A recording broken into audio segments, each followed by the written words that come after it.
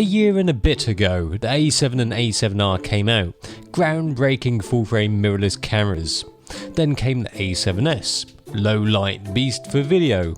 Then the a7 II, a 5-axis stabilised mirrorless meh. And a little over a year afterwards, I'm still wearing the same clothes, and now we have the a7R II. And to be honest, it's a disappointment. Not really. It's bloody awesome.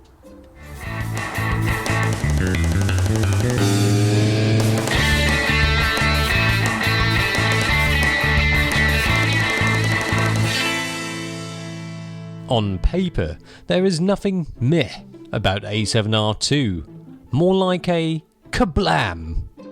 Just when we were starting to accept the 34 megapixels of the a7R, then boom, they gave us another 8 megapixels.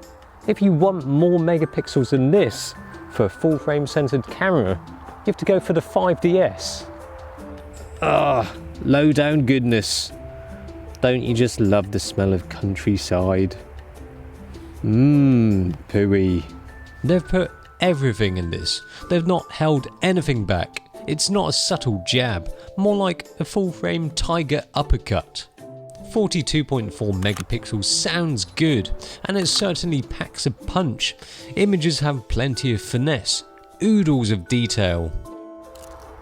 We are still in Hong Kong, by the way. This is just slightly away from the trolleys and stuff. If you see the trolleys and you turn right, you just come here, see some robins and bats, natural habitat. With that amount of megapixels, it will be good for taking incredibly detailed photos of landscapes, flowers, all of those things that don't move. Yeah. But it's not just about the megapixels, is it? Well, this has got a T asterisk inside. How do I know? Because it's written on the side, right there. The T asterisk coating is added to an extra element of the viewfinder to give you extra clarity towards the edges. Yeah, a T asterisk or two is not exactly something to get excited about, unless you're an optician. But while you're looking there is something any photographer should get busy with a jizzy over. The viewfinder.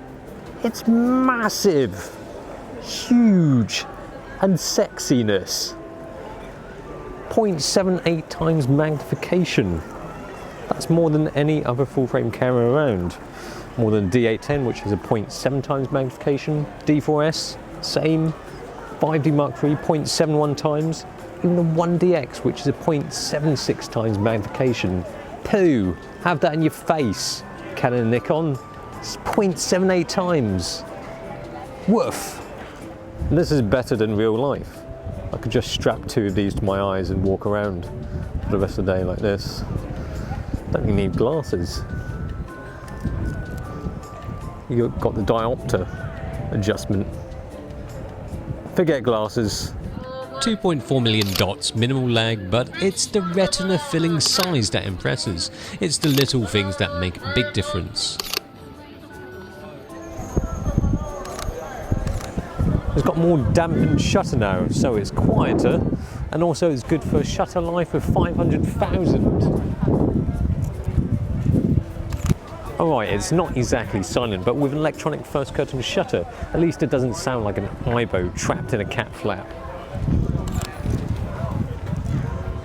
But if you want silent, check this out.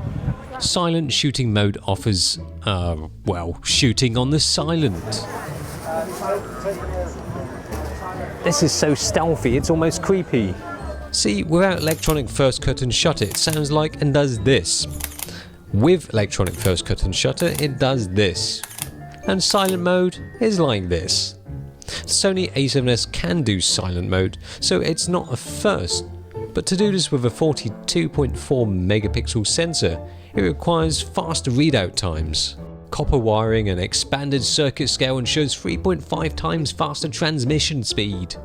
Now we're talking big things that make a big difference. The sensor is the world's first back-illuminated full-frame sensor. The design means the photodiodes sit closer to the gapless on-chip lens, moving heat away from photodiodes, lowering noise. Noise performance is smoking. In a dark room apart from ambient lighting from the corridor light, ISO 12800 still looks good and clean, even though that camera's seriously dirty. Even 25600 looks okay with the black colours looking black, with only slight hint of colour mush. Above that, things don't look so hot, although the 5DSR wishes it could go this high.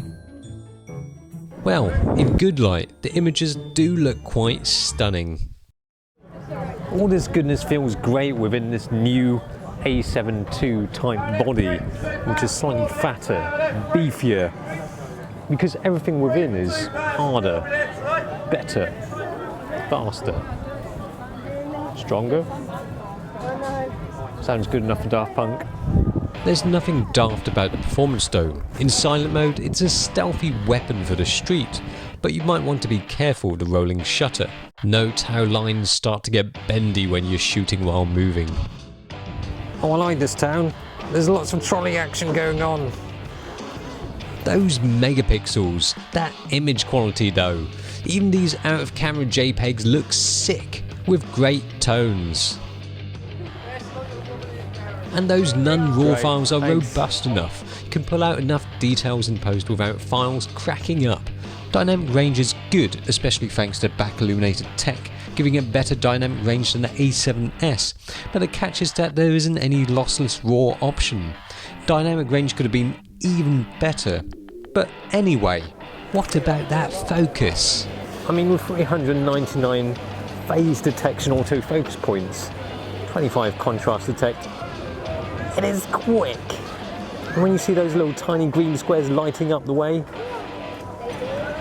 it's like Saturday Night Fever. Even when looking through the EVF, you can sense that it focuses accurately every time. Feels good.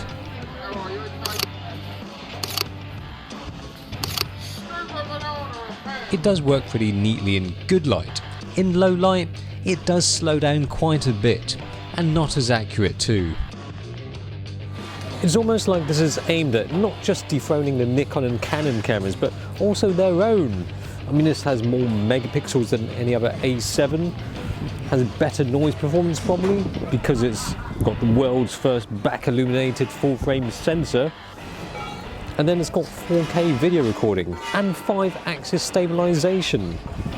The thing I find with in-body stabilization is that it never is as good as optical stabilization. It's fine for photos, but when it comes to video, it doesn't look as smooth. You can notice the difference when compared to without steady shot and with steady shot. The steady shot is actually pretty decent, but it just isn't as elegant as optical stabilization, in my opinion. The 4K video is of a decent quality, not free from aliasing and moire, mind you, and it does suffer from rolling shutter. Quite a bit in fact. So yeah, good, but not perfect. But now there is an A7S. If you want a camera for video, there probably is something much better just round the corner. It's a visual metaphor, by the way. That is perhaps the only problem with the Sony a7 cameras, with the speed at which they update them. If there's any doubt about a7R II, you should probably just wait, because they've most likely got the third version lined up to be released in a few months, or something like that. If you want a great video camera that is good in low light, the A7S II will probably be the ultimate for video when it comes out. So it's a pass, right? Just hold on to your money, right? Well, if you want the best, you'll never get it. If you want a really bloody good camera that is here and now, well, you're looking at it.